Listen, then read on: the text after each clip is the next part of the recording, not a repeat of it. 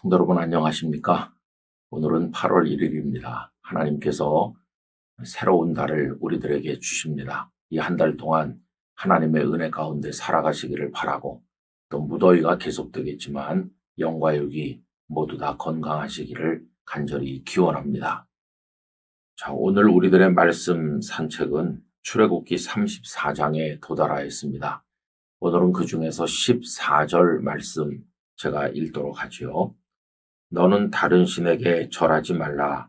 여호와는 질투라 이름하는 질투의 하나님이니라. 아멘.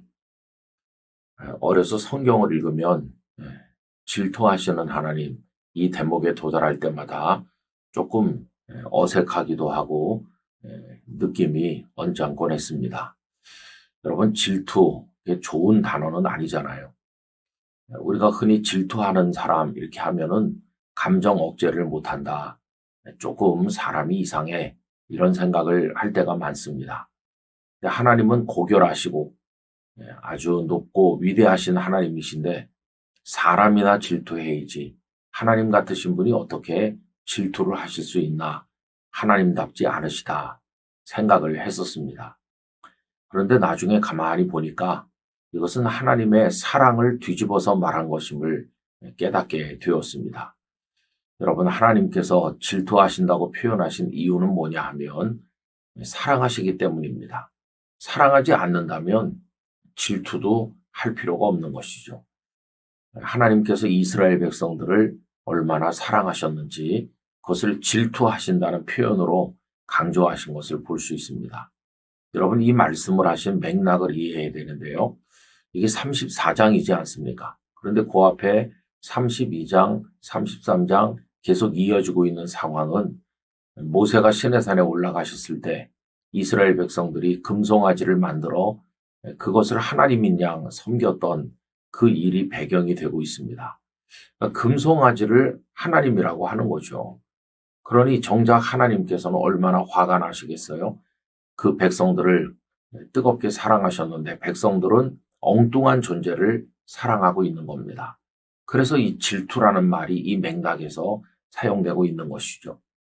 하나님께서는 모세에게 십계명 돌판을 다시 깎아 만들어 올라오라고 하셨어요. 첫 돌판은 하나님께서 직접 만드신 건데 모세가 산에서 내려오면서 그걸 집어 던져서 깨지지 않았습니까? 모세가 다시 돌판을 준비해 올라가셨을 때 십계명 말씀을 새겨 주시는 거죠. 그러면서 하나님께서 제일 먼저 하시는 말씀이 나는 질투하는 하나님이다. 나 아닌 다른 것들을 섬기지 말라 말씀을 합니다. 그래서 오늘 말씀 바로 앞에 12절 14절을 읽으면 이래요. 너는 스스로 삼가 네가 들어가는 땅에 주민과 언약을 세우지 말라. 그것이 너희에게 올무가 될까 하노라. 너희는 도리어 그들의 제단들을 헐고 그들의 주상을 깨뜨리고 그들의 아세라상을 찍을지어다. 가나안 땅의 백성들은 다 우상 숭배자입니다. 그런데 그들과 언약을 맺고 친하게 지내지 말아라. 자칫 잘못하다가는 그들처럼 우상 숭배자가 된다. 모든 우상은 다 찍어버려야 된다. 그리고 나만 섬겨야 된다 하시는 그 맥락에서 질투라는 단어를 사용하고 계신 것입니다. 여러분, 하나님께서 질투하신다는 것은요, 하나님이 감정이 있으시다는 걸 뜻하는 거예요. 하나님은 목석이 아니십니다. 철학자들이 말하는 신은 움직이지 않는 존재죠. 가만히 있어요. 자신은 움직이지 않으면서 다른 존재들을 움직이게 하는 그런 존재가 신이라고 철학자들은 이야기해 왔습니다. 마치 테이블 위에 올려져 있는 어떤 물건과 같아요. 신은 가만히 존재만 하지 움직이지 않는다. 이게 얼마나 답답합니까? 그러나 우리 하나님은 계속해서 행동하시는 하나님이세요. 태초에 하나님이 이 천지 만물을 창조하시는 행위를 하셨고 그 행위는 사랑에서 비롯된 것이고 우리를 지금도 변함없이 사랑하시되 독생자 예수님을 주시기까지 모두 다 주기까지 사랑하셨어요. 이 사랑이라는 감정을 가지고 계신 하나님은 우리가 하나님을 배신할 때 질투하시는 하나님으로 우리 앞에 서시게 되는 것입니다. 저는 하나님이 돌멩이가 아니고 나무덩어리가 아니고 감정을 가지고 움직이고 행동하시는 하나님이시라는 것이 얼마나 감사한지 모르겠어요. 이게 인격적인 하나님이시거든요. 우리가 돌덩어리를 인격적이라 이렇게 말하진 않잖아요.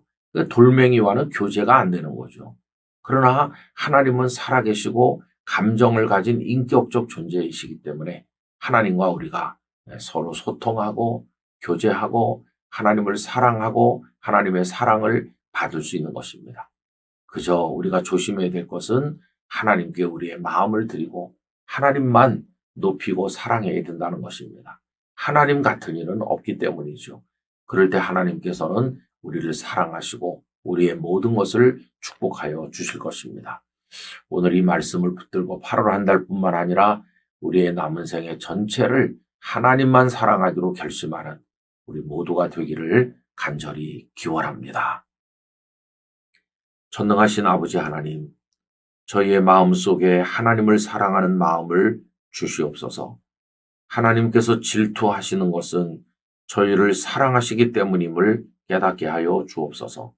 오직 하나님 한 분만 사랑하고 하나님만 높이며 하나님과 깊이 인격적 교제를 나누는 성숙한 그리스도인이 되게 만들어 주옵소서.